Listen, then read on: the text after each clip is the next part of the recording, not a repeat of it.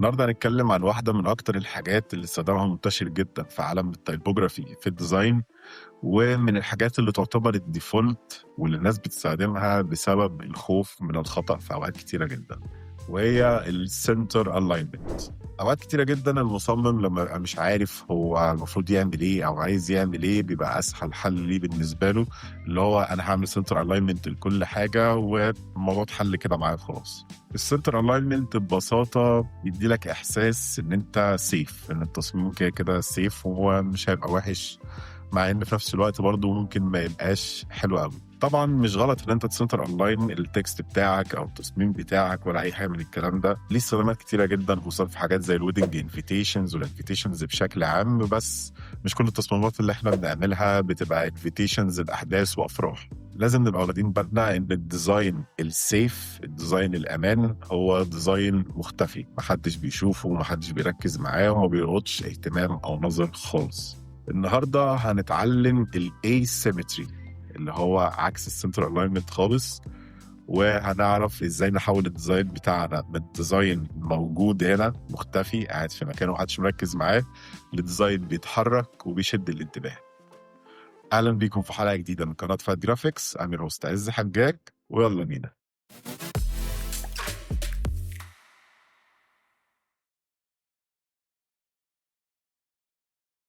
اول بوينت لازم نبقى فاهمينها في موضوع السنتر الاينمنت للتكست بتاعك مثلا والباراجرافات بتاعتك هو موضوع الفانكشن او الفعاليه بتاعه التكست بتاعك نفسه. طبعا انت بتبقى حاطط تكست بيبقى الهدف الاساسي منه اللي هو الليجابيليتي بتاعته، ان هو يبقى حاجه ريدبل للشخص اللي هيشوف التصميم ده او الشخص اللي هيوصل له الرساله البصريه دي، ان هو يعرف يقراها ويطلع منها بالمعلومات اللي هو محتاجها.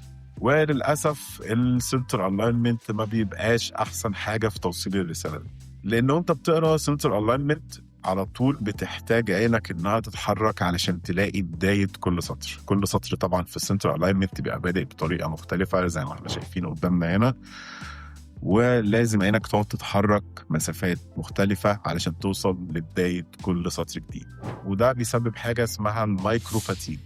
بمعنى آخر إن الشخص اللي بيقرأ التصميم بتاعك مع الوقت سطر بسطر ورا التاني هيبدأ يتعب من التصميم ده. إنما في حالة إنك لو جيت في التكست بتاعك وعملت فلاش رايت أو أونلاين رايت للعربي وأونلاين ليفت للإنجليزي، فالعين بيبقى عندها انكر بوينت ثابته لبدايه كل سطر، كل سطر بادئ في نفس البوينت، والعين عارفه بسهوله ان هي هتبدا على طول في السطر ده. في الحقيقه جان تيشولد الاب الروحي للتصميم السويسري السويس ديزاين اللي هو الانترناشونال تايبوجرافيك ستايل، كان في 1928 اتكلم عن الموضوع ده وقال ان الاونلاين سنتر هي ديكوريتيف، يعني حاجه زخرفيه، انما الاونلاين ليفت او الاونلاين رايت هي حاجه فانكشنال، يعني حاجه ليها هدف وليها فعاليه. بمعنى اخر السيمتري ان التصميم مقسوم نصين اليمين زي الشمال بالظبط، دي حاجه زخرفيه ما هياش حاجه ليها هدف فعال نهائي. بينما الاسيمتري ان التصميم متوازن في الناحيتين اليمين والشمال بس بطريقه مختلفه، هي الحاجه اللي ليها فانكشن وليها هدف وفعاليه. تخيل مثلا ان معانا هنا ميزان بالشكل ده، هنا محطوط عليه 5 كيلو وهنا محطوط عليه 5 كيلو، الناحيتين تساووا وبنفس الشكل وثابتين، بس مفيش اي موفمنت، مفيش اي حركه، التصميم ثابت هادي وممل. دي هي السيمتري.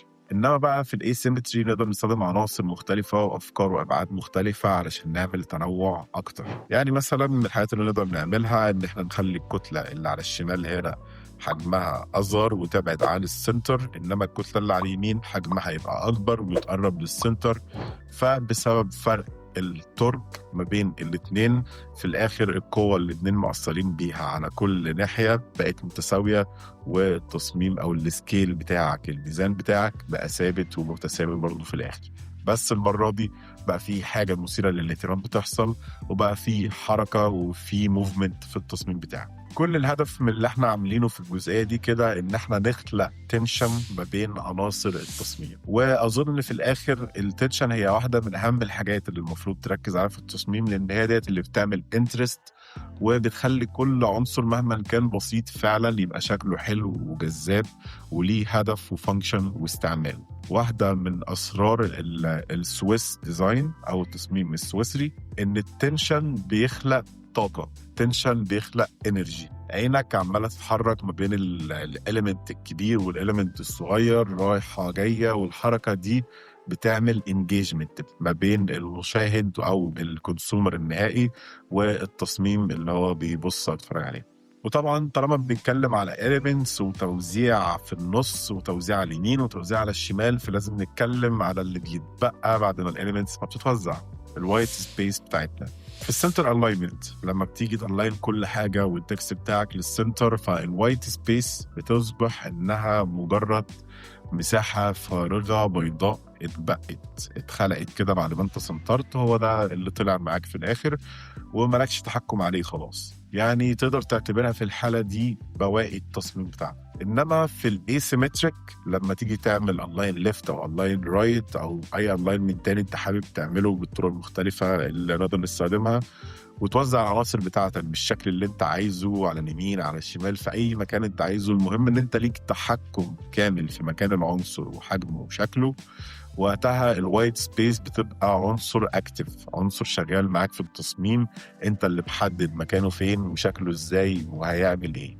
يعني مثلا نقدر نشوف معانا شوية تصميمات زي اللي هنا دي، هتلاقي على طول ان معظم التصميمات البروفيشنال زي ما احنا شايفين هنا كده الالاينمنت فيها قليل جدا ما بيبقى سنتر الاينمنت. ده بيديلهم قدره كبيره طبعا للتحكم بالمساحه الوايت سبيس او المساحه الفارغه عندهم، وبيقدروا يحولوها من مساحه باسيف ما بتعملش حاجه ملهاش استخدام لمساحه اكتف بتساعد في التصميم ذات نفسه. ودي نقطة مهمة جدا، انك من الاخر ما تخليش الوايت سبيس تبقى حاجة بتحصل معاك باي اكسيدنت، حاجة بتحصل بالصدفة كده. لا، لازم تبقى الوايت سبيس حاجة انت اللي بتخلقها، حاجة انت اللي بتتحكم بيها. طيب يعني سمعنا المشاكل وسمعنا المميزات والعيوب للحالة دي والحالة دي، ايه بقى الحل للكلام ده كله؟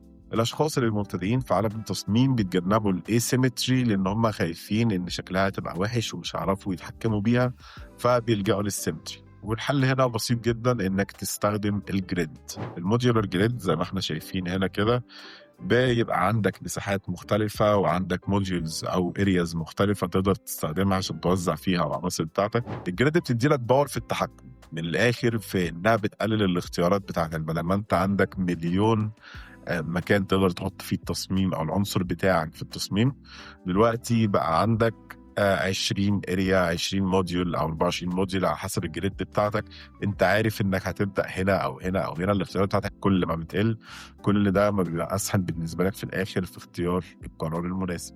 وطبعا غير موضوع القرار نفسه، الجريد بتساعد على ربط العناصر كلها ببعضها، فهتلاقي نفسك ان بقى عندك دلوقتي قدره اسرع واسهل على اتخاذ القرار، وفي نفس الوقت القرار اللي انت بتتخذه الكواليتي بتاعته بقت اعلى واحسن وهيوصل لنتيجه افضل.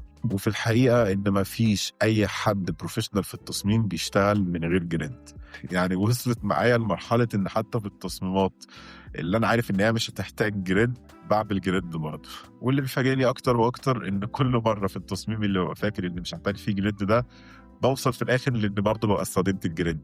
فعلى طول اعمل جريد قبل ما تبدا التصميم بتاعك. طبعا الجريد هي حاجه معقده شويه، فيها تفاصيل كتيره جدا وحاجات كتيره جدا ممكن تعملها، بس الانتري ليفل بتاعها بسيط جدا، انك تقدر تعمل جريد بسيطه وتبدا تشتغل بيها.